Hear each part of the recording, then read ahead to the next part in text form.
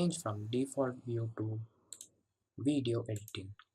Then click on add image, then click A to select all, not control A but simply A, and add image strip. So it will compile all the images into a single strip, and if you hit play, the animation will actually start playing. Now just go back to default view again. So now we need to configure the render settings to get the animated video.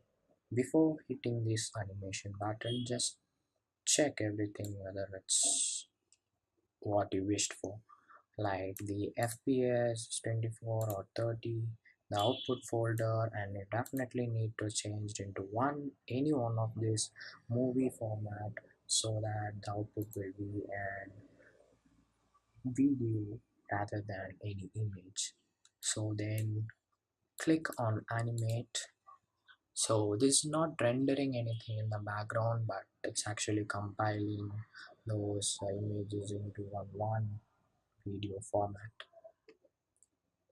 So once it's done, you will get the output in the prescribed output folder where you have configured, and you can play it. Thank you.